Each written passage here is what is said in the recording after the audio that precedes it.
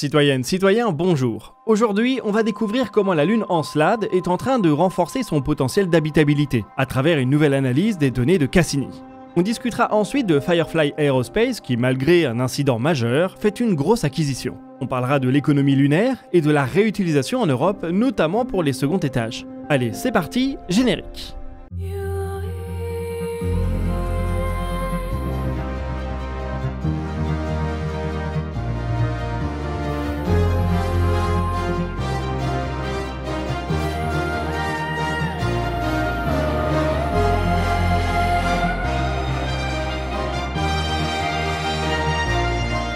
Bienvenue dans DNDE, l'émission qui vous résume l'actualité spatiale tous les mardis à 18 h. L'exobiologie, la recherche de la vie en dehors de la Terre, est une science passionnante et riche en actualité. Il y a quelques semaines, on a parlé d'étranges taches de léopard à la surface de Mars qui reproduisent assez précisément des formations qui sont sur Terre dues à des microbes. Une très bonne raison de ramener sur Terre les échantillons du rover Perseverance pour voir de quoi il en retourne. Mais Mars n'est pas la seule cible pour chercher la vie dans le système solaire. Elle n'est peut-être même pas la plus intéressante. Depuis une vingtaine d'années, on accumule des preuves qu'il existe autour des planètes géantes du système des lunes océans. Ces satellites ont une surface glacée, mais les photos qu'on possède d'eux nous cachent leurs plus importants secrets. Sous leur croûte de glace, à quelques kilomètres ou dizaines de kilomètres de profondeur, l'eau est liquide. Et cette eau liquide est un environnement où la vie a pu potentiellement émerger.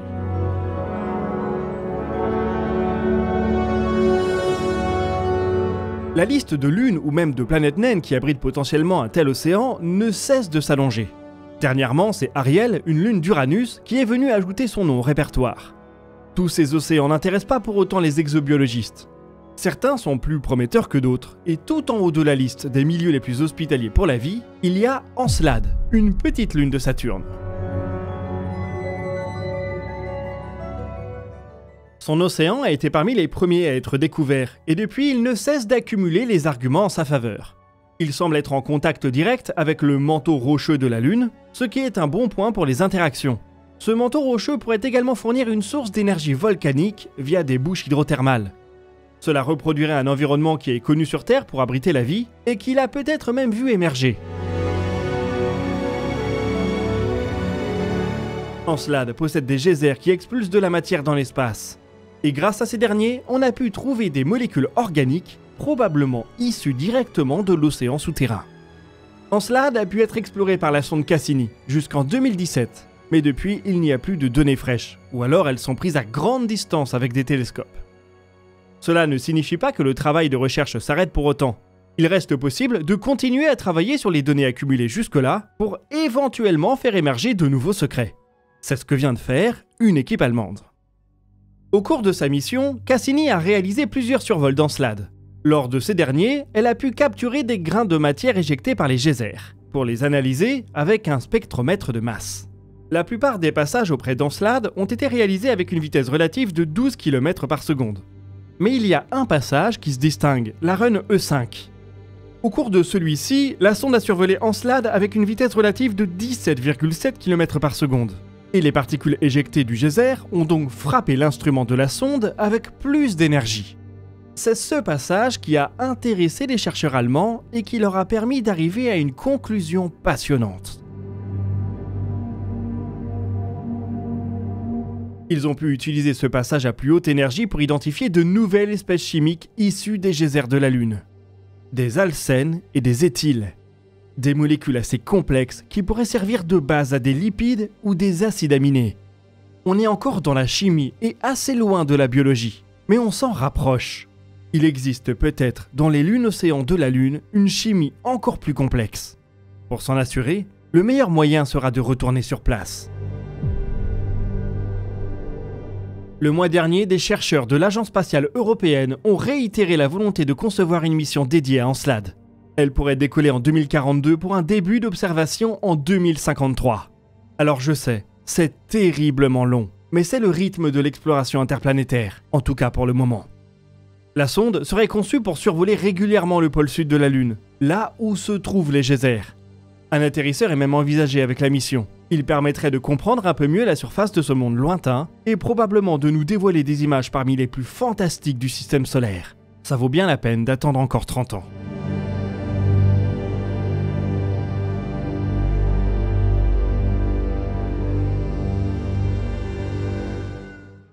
Des images impressionnantes, on peut également en produire involontairement.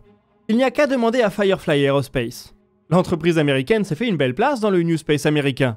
D'abord avec sa fusée Alpha, puis surtout avec son atterrisseur lunaire Blue Ghost, qui est devenu en début d'année le premier atterrisseur privé à réussir un alunissage. Avoir du succès dans un domaine ne signifie pas forcément qu'on sera bon partout. Si Firefly a impressionné sur la Lune, les choses sont plus compliquées du côté des fusées.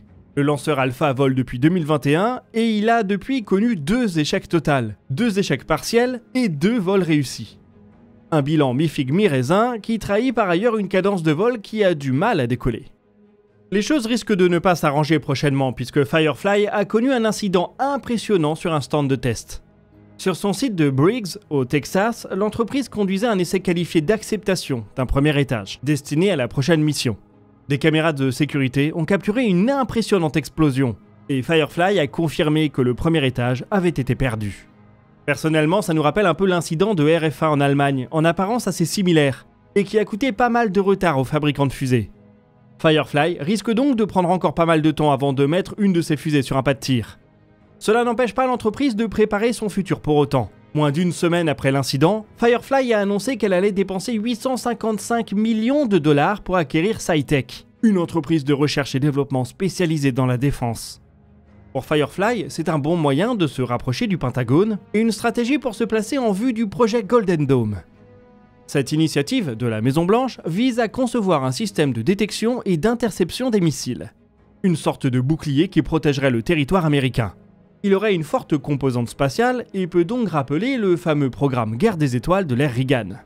Pour le mettre en place, il va falloir beaucoup de satellites, beaucoup de lancements, et donc injecter des milliards et des milliards dans le spatial américain. Les estimations du coût total du programme vont jusqu'à 540 milliards de dollars sur 20 ans. Alors forcément, on comprend que les entreprises comme Firefly soient intéressées.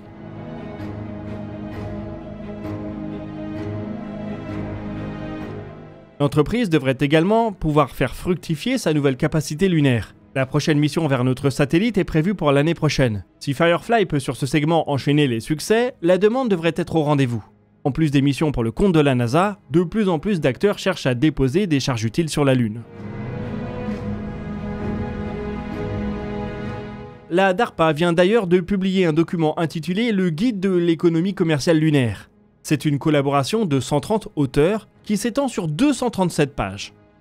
L'agence d'innovation de défense américaine y explore les sujets de l'énergie, de la robotisation, la navigation et bien d'autres éléments.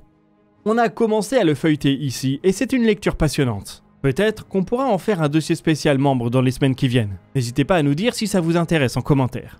Il y a peut-être là les idées centrales pour fonder la prochaine génération du New Space, y compris en Europe. L'Agence spatiale européenne développe un atterrisseur lunaire lourd et a évoqué récemment un concept de station de ravitaillement qui pourrait desservir tout l'espace cislunaire, Odyssey. Alors n'hésitez pas à feuilleter ces pages ou à surveiller une vidéo dédiée si vous avez l'envie d'entreprendre dans le spatial. Il ne faudrait pas à nouveau laisser toutes ces idées aux Américains pour se réveiller après le top départ. Puisqu'après tout, sur d'autres sujets, le vieux continent prend définitivement son temps. Avec Themis et Callisto, on est enfin en train de voir arriver des prototypes de premier étage réutilisables en Europe. Ils permettront normalement, dans les années qui viennent, d'avoir une première fusée façon Falcon 9 sur le continent. Égaler la Falcon 9, même à petite échelle, ce serait déjà bien. Seulement, on sait tous que la révolution suivante arrive avec le Starship ou même Stock Space aux États-Unis. C'est celle des seconds étages réutilisables. L'opportunité de faire des fusées entières où l'on ne jette plus rien, c'est la promesse d'économies supplémentaires et de nouvelles capacités. Et il ne faudrait donc pas laisser à nouveau les États-Unis filer trop loin devant. Aussi, depuis 2024, l'Agence spatiale européenne a lancé un appel à projets aux entreprises européennes pour commencer le travail dans cette direction. Le programme a connu une phase 1 assez discrète, on ne connaît pas les entreprises qui y ont participé et les récompenses qu'elles ont obtenues. Le 29 septembre, on a cependant entendu parler de la phase 2 avec plus de détails. On apprend ainsi que cette dernière adopte pour le moment un unique gagnant, qui est l'entreprise italienne Avio, la maison mère du lanceur Vega. Elle remporte 40 millions d'euros pour travailler sur une phase de design préliminaire, qui pourrait éventuellement déboucher sur une mission de démonstration. L'enjeu est de mettre au point, au cours des 24 prochains mois, un design de segment sol et d'un article de vol. Alors on n'a pas beaucoup d'infos sur la solution retenue par Avio, si ce n'est ce schéma. Il nous montre ce qui ressemble à un mini Starship monté sur un booster P120, le même qui équipe Vega C ou Ariane 6. Le démonstrateur en question fait 23 mètres de haut et si j'en crois mon décimètre et une règle de 3, environ 3,40 m de diamètre. C'est donc une sorte de demi-Starship. L'ensemble de l'architecture ne sera pas réutilisable, le P120 ne pouvant pas retourner se poser. On peut cependant spéculer sur la propulsion du prototype.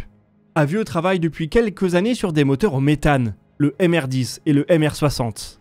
L'entreprise a reçu des financements assez importants de la part du gouvernement italien pour ses développements. Le MR60 en particulier est pensé pour fournir jusqu'à 60 tonnes de poussée. Il devrait donc pouvoir trouver sa place sur un prototype de cet acabit, peut-être en grappe pour fournir toute la poussée nécessaire. Il nous reste à espérer qu'Avio nous partagera des schémas ou des images un peu plus développées, qu'on se fasse une bonne idée de ce premier effort de réutilisation d'un second étage en Europe. Avec de telles dimensions, on peut également se demander à quoi pourrait servir un tel véhicule s'il voit effectivement le jour. Certes, c'est plus petit qu'un Starship, mais ça pourrait rester suffisamment grand pour faire du vol habité. Avec un premier étage réutilisable, ce serait alors une solution pour amener des équipages vers une station dans les années 2030 ou 2040. Oui, mais laquelle? L'ISS ne sera plus de ce monde et son plan de remplacement reste encore assez flou. Faut-il compter sur l'Orbital Reef de Blue Origin?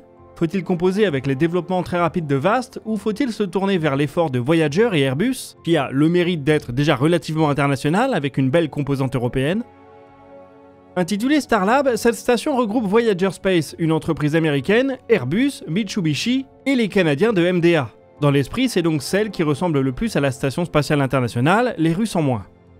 Le 3 octobre, les Australiens de Cyber Astronautics ont été intégrés à l'aventure. Cela a par ailleurs été l'occasion pour la collaboration de dévoiler une série de maquettes qui nous permettent de mieux appréhender la station. L'espace central semble être un immense volume qui sera probablement dérivé du module Loop d'Airbus. Il sera divisé en 3 niveaux de 2,20 m de hauteur chacun. Au premier niveau, on trouvera les systèmes de support vie, une salle d'eau et des instruments d'exercice. L'étage central sera une sorte de laboratoire avec 120 casiers capables d'accueillir différents équipements et expériences. Les quartiers d'équipage seront au dernier étage, ils bénéficieront de fenêtres pointant vers la Terre et vers l'horizon. Pour passer au concret, il faudra évidemment le soutien des agences spatiales, même avec des poids lourds comme Airbus et Mitsubishi, financer une telle station sur fonds propres est impossible. Starlab a peut-être ici la bonne idée de se trouver des partenaires sur toute la planète, et donc de pouvoir éventuellement prétendre à des fonds de la part d'agences spatiales américaines, européennes, canadiennes, japonaises ou australiennes.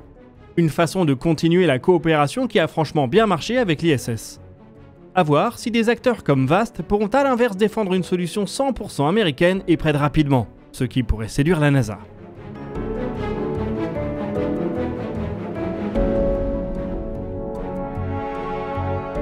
Et voilà qui boucle notre épisode d'actualité pour cette semaine. N'hésitez pas à partager vos questions et vos remarques dans les commentaires, nous y répondrons dans une prochaine vidéo. Vous pouvez consulter la description pour retrouver nos sources et nos réseaux sociaux. Quant à nous, on se donne rendez-vous jeudi pour un dossier de l'espace, et d'ici là, citoyennes, citoyens, portez-vous bien.